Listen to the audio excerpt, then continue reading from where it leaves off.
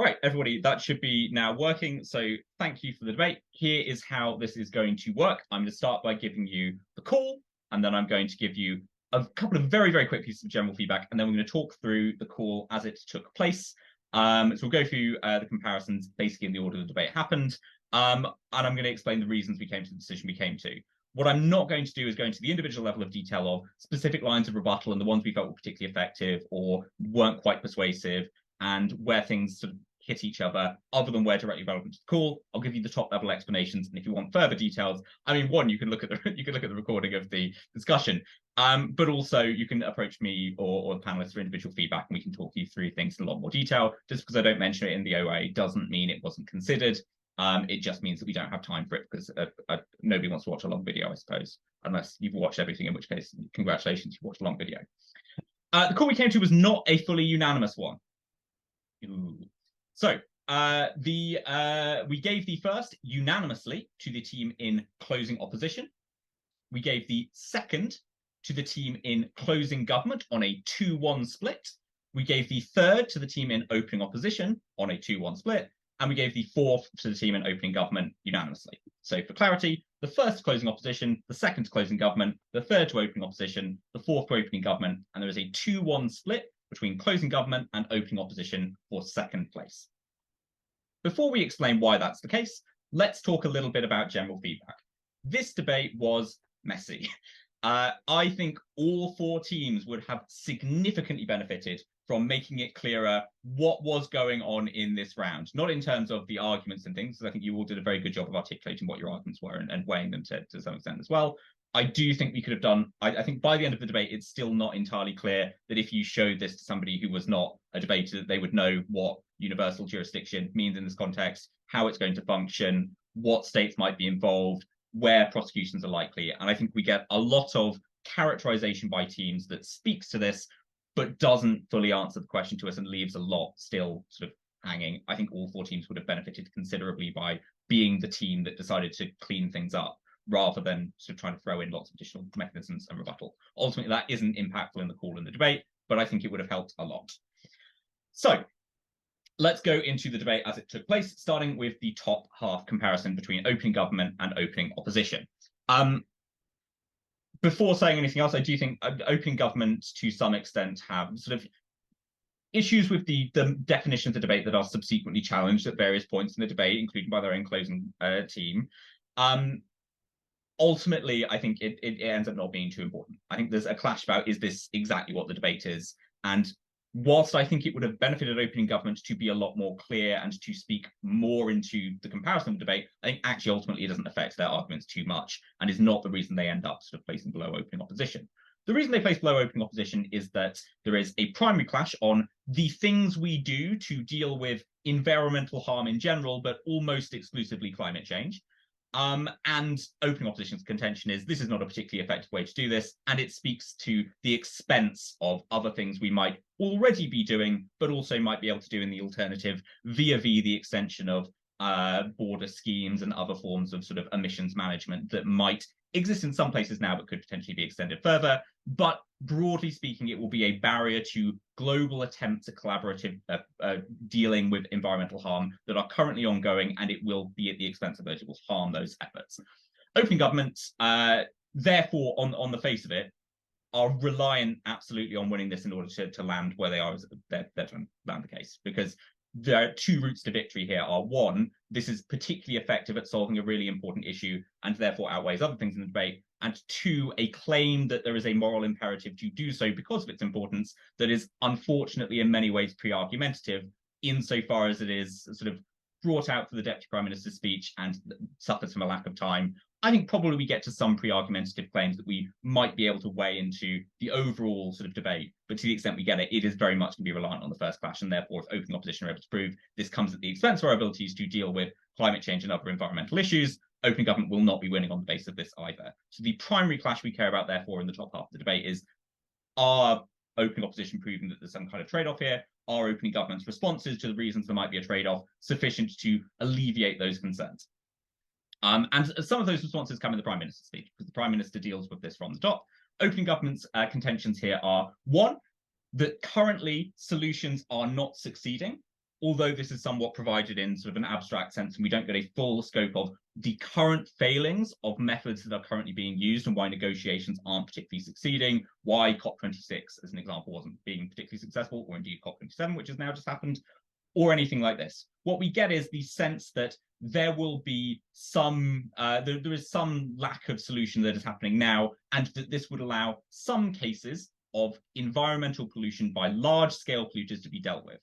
Open Opposition's response to this is, I think, fairly reasonable. The first is that there are a number of practical barriers to the means by which opening government thinks that these trials will be successful, that this universal jurisdiction will successfully lead to prosecutions that mean that you do not get to, A, the practical immediate benefit of the trial doing something, although again, for opening government, it's ever so slightly unclear what that might be in terms of practically what it does to the emissions, because we don't know if it's sort of a fine that requires remediation of those emissions or sort of some kind of carbon suction. We don't know if it's sort of something that applies immediately, or secondarily, their effects in terms of deterrence long term, because opening opposition are able to claim, I think, for a number of reasons, via countries refusing to cooperate, people existing in different jurisdictions and therefore being hard to physically get a hold of. So if you want to put a bag over a CEO's head or whatever, that is something that may not happen, and therefore there are reasons we ought to not think you might get the immediate benefit of the court case or the consequences that it might have long term.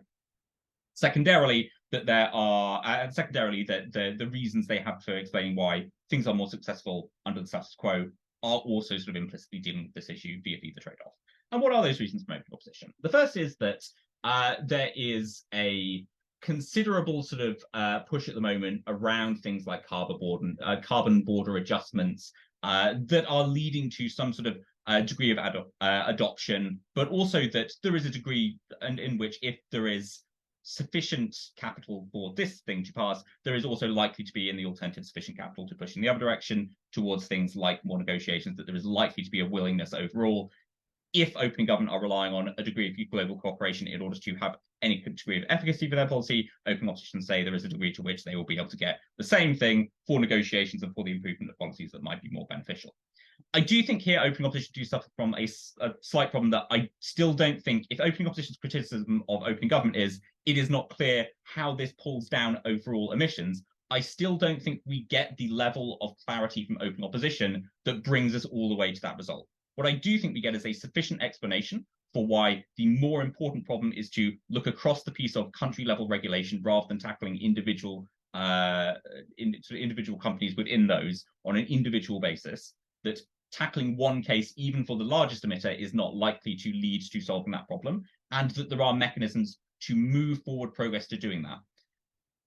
But in the context of claims that will later be made in the debate about how this ought to be weighed via our overall ability to deal with these emissions, this isn't likely to stand up to those claims. But I do think it is sufficient to outweigh what we're getting from opening government here in terms of progress, that there is a likely better route that is happening under the status quo, and that there is a means by which we're getting to this. Deputy Leader of Opposition also provides us a number of additional reasons, and this is contextualized in the specifics of what prosecution is likely to look like and the incentives that governments have, the sort of barriers that exist within sort of government organizations that mean they're unlikely to always be able to do the altruistic thing, even if they want to, that there might be bureaucratic people like somebody in the debate getting in the way of them or whatever, things like that.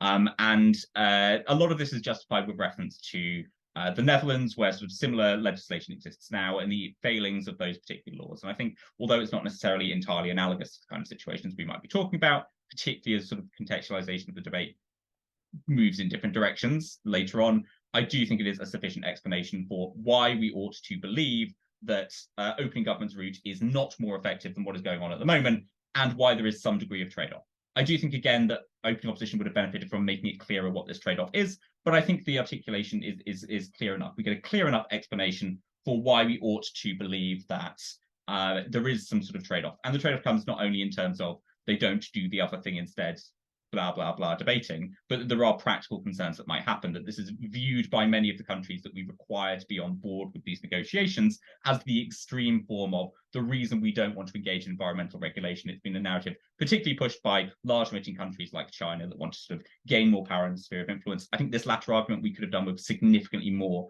explanation of what the impact of this might be long term. This could have deepened the case to a level that it might have been outweighing things later on in the debate. But I don't think we get to the full consequences of that beyond the fact that it might jeopardize agreements happening now thus making open opposition's comparative work. The result of this is, top half of the debate, open government are not comparatively able to explain that they do a net positive for the thing they want to do, compared to open opposition's ability to do the same thing, but better under the status quo. Therefore, open opposition are trivially beating opening government.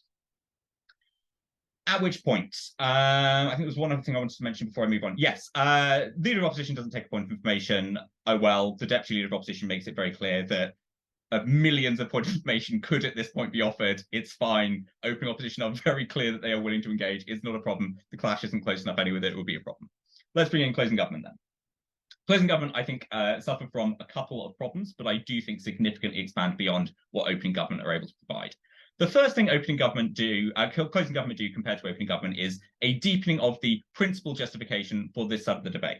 Now, I think there's an important analysis to be done here of what this principle is compared to the pre-argumentative claims we get in opening government. The pre-argumentative claims in opening government are that there is a moral imperative to deal with this. So implicitly, what they're claiming the argument is going to be is opening government will say, we must do this. It is an imperative. Therefore, it is something we must do regardless of anything else.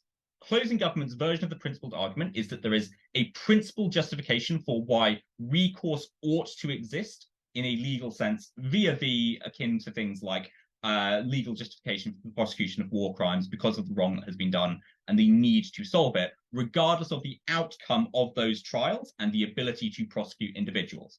So closing government's claim is that even if they are unsuccessful, there is still a principal value in pursuing these this form of jurisdiction to allow these trials to exist. Note that that's not doing the same thing in the round, because even if closing government's principal claim is not contingent on the practical outcomes, it doesn't mean it's automatically outweighing the practical outcomes in the way that a moral imperative would be. Unfortunately, I think where we end up with this argument is that it is a significantly better principled justification than what we got in opening government, but nonetheless is an unweighed moral claim in the round. So I think it is a good that we 100% attribute to closing government improving. However, I think it becomes quite difficult to weigh that against certain arguments, except in very specific cases that we'll pick up on in the comparison against opening opposition in a moment, although I will note that this probably speaks to some extent to the split decision in the round, and I think this is something where weighing would have helped quite a lot for closing government.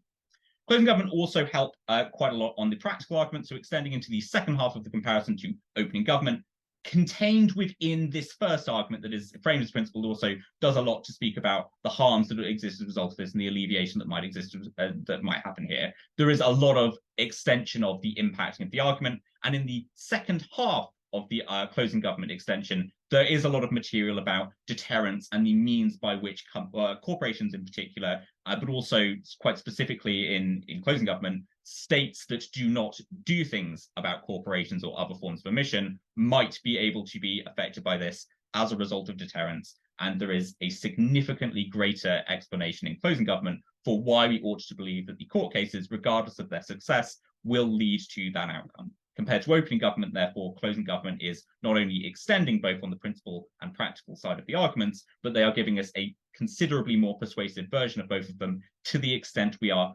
it is better explained to us why we ought to believe that the practical outcomes will occur, therefore meeting opening government's burden, but also that there is some kind of moral value to the case if we care about it.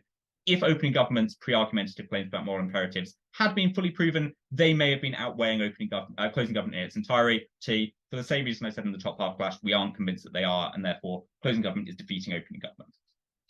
The comparison then between closing government and opening opposition is very close and very complicated. It's on a 2-1 split. I'll explain the majority opinion, but I'll also try to contain within it some discussion of the minority opinion. The main the main discussion here is, do we think that opening opposition is correct about the extent to which these countries' prioritization of the economic goods and sort of the things that might exist in their countries, the things they might otherwise be able to achieve, as a result of and including the sort of framing by China that they ought to be afraid of these decisions and the things that it might do to them because of bullying by the Western powers, are likely to manifest to the extent that in this comparison, we are as persuaded about the trade-off that opening opposition are claiming exists as we were in the top half clash, to the extent that opening opposition would be able to even outweigh the stronger mechanism that closing government give for why we might believe deterrence exists and they get to some form of their outcomes. Closing government here suffer from the problem that, like opening opposition claim, closing government do not take us all the way to we have solved these emissions and it leads to positive outcomes via climate change and environmental degradation anyway. So even though we get weighing on that point, there's a degree to which it is nebulous anyway. And so our key concern is, our opening opposition proving us that there is a significant trade-off here? And it's in this context that closing government also provide a significant amount of pushback in terms of negative material that is going to defeat the characterization upon which this premise is built. And I think it's here that the China thing could be particularly useful in tipping the balance, because in deeper clarification for why that ought to be particularly impactful beyond there are consequences of global negotiations now, which itself doesn't really lead to too much of an impact in the context that we don't see the sort of full benefit from these, because we also don't get that piece of analysis from opening opposition. Either of these two things might be completing the weighing opening opposition need to provide.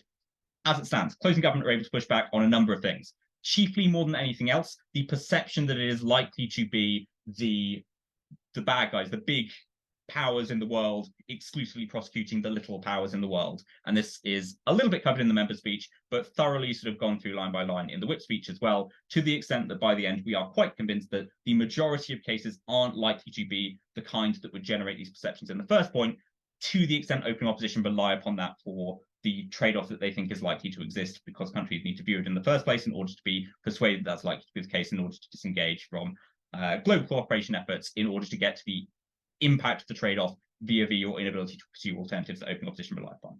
To the extent that's the case, unless open opposition are able to provide us those two additional pieces of information that I flagged earlier, we are convinced that closing government have taken out the characterization of this premise on that the premise of open opposition relies on, and therefore closing government would be defeating open opposition in the majority opinion. And this is to some extent independent of sort of the value of the principled argument that has some sort of moral weight for why we ought to care about this. But in the absence of any weight for that, closing government wouldn't be winning, of course, because it needs to have some weight in order to be outweighing open opposition, even if we don't think it's very likely, because we've significantly mitigated down the extent to which characterization is likely to be true. They still need something that sits beyond this, and this is the moral weight of this principle. And the small, because it comes under a lot of implicit responses from open opposition, claim that we might actually be able to do something beyond that. The moral weight is what carries closing government.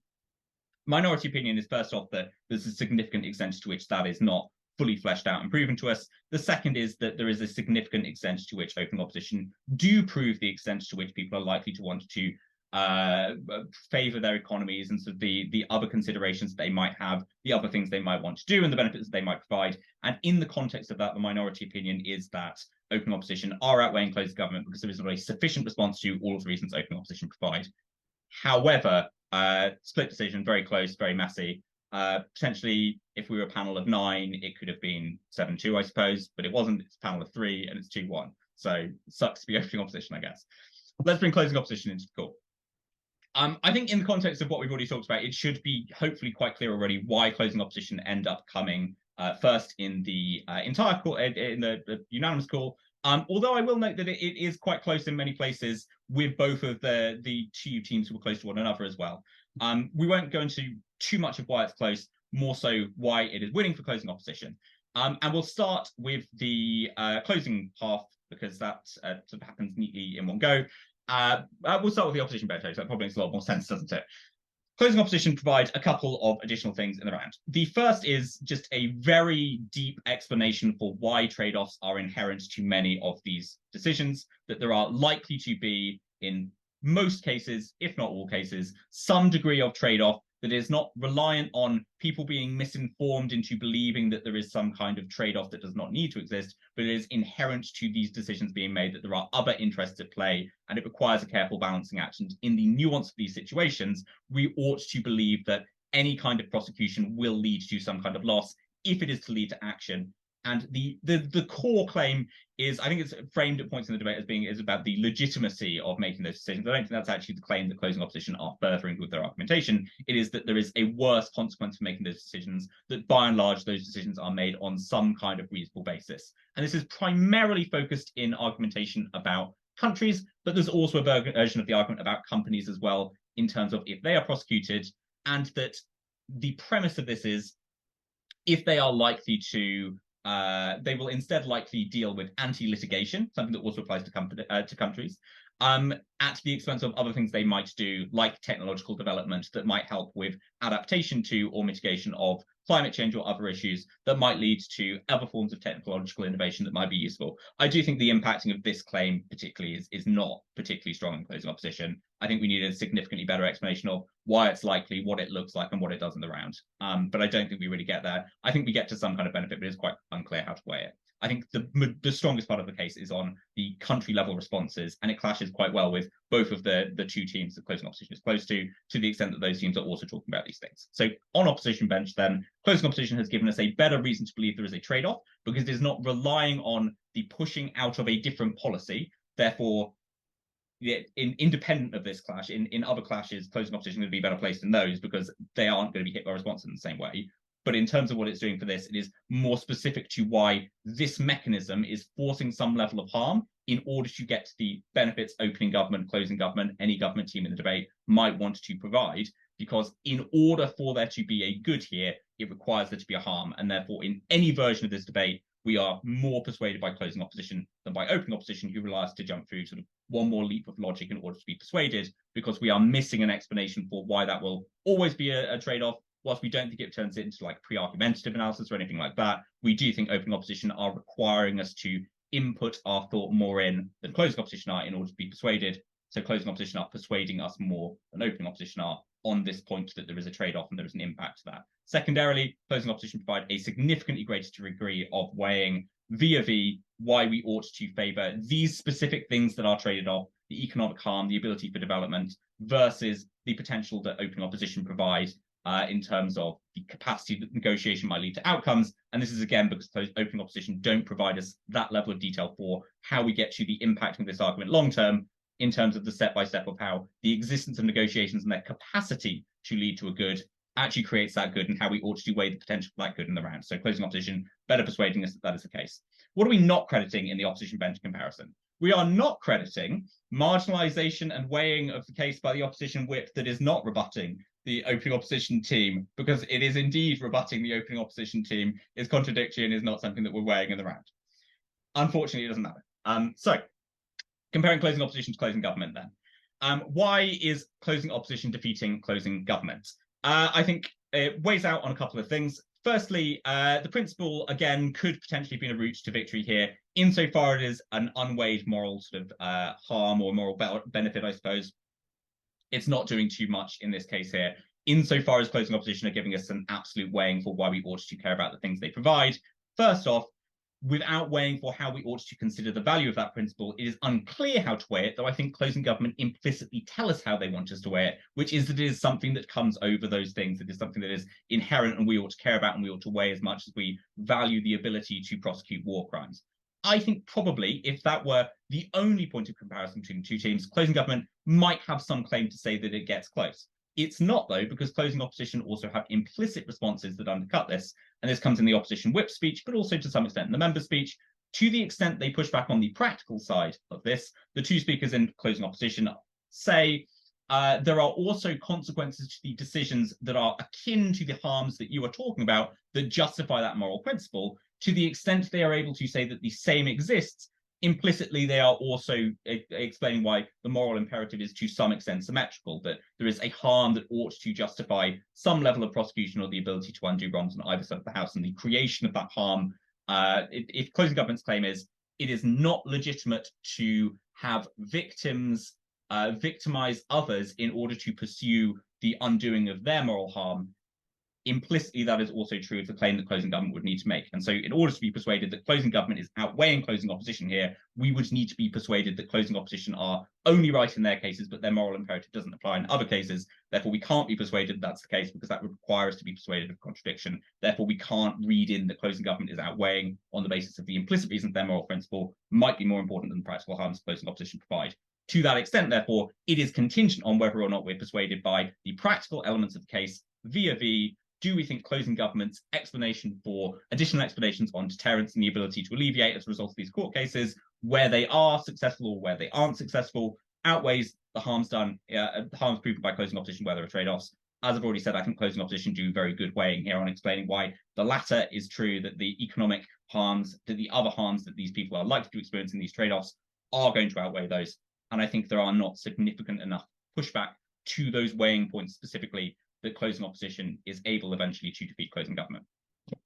Concluding then, why is closing opposition defeating opening government? It should be intuitive by this point that if we thought in the top half clash that opening opposition were able to sufficiently prove their trade-off was defeating opening government's sort of ability to gain benefits, it should also be true if we thought closing opposition's trade-off was better proven and better weighed, that those two statements also apply to opening government, that it is again proving the trade-off exists via the opening government. And again, they don't have a chance to respond because unfortunately they weren't able to be here and offer points of information anymore, and therefore they didn't ask those points of information, even though they would have been taken, and unfortunately therefore we don't know what would have happened.